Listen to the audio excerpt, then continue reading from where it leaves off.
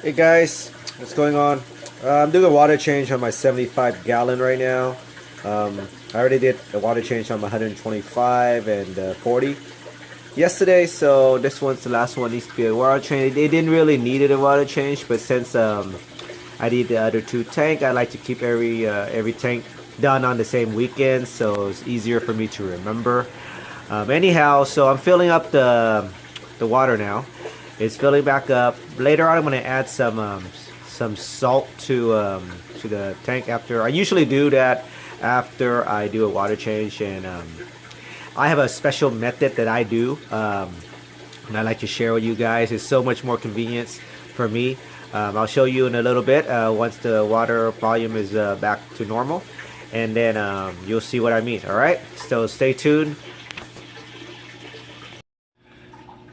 All right, so the water change is done, and I am about to add my salt in.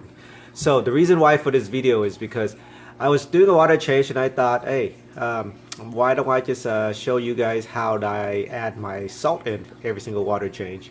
And so that's why I decided to grab the camera and start filming. So anyhow, so as you can see, the water is now crystal clear again. It was crystal clear already, but I just, like I said earlier in the video, I just wanted to make sure I do all my tanks on the same day or the same weekend, and that way I don't have to remember which tank needs to be changed, right? Anyhow,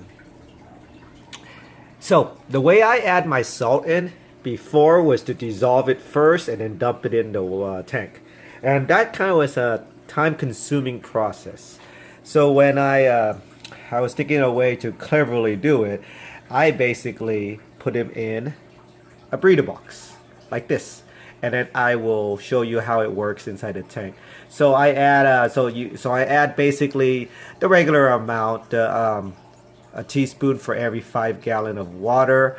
I usually do a 50% water change on all my tank.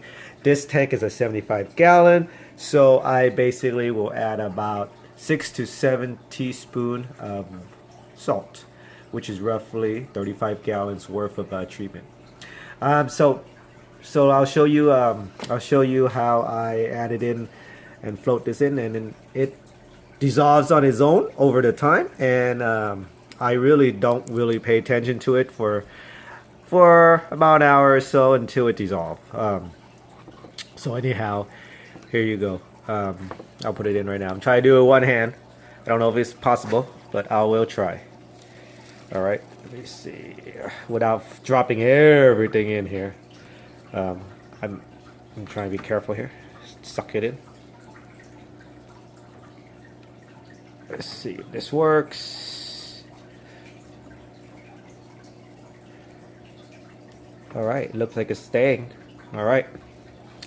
So as you guys can see, the salt is slowly dissolving from the agitation of the water, and the temperature, I guess the warmth of the water is dissolving it. And none of it is getting to the fish. None of this little white spectacle of the salt is getting to the fish.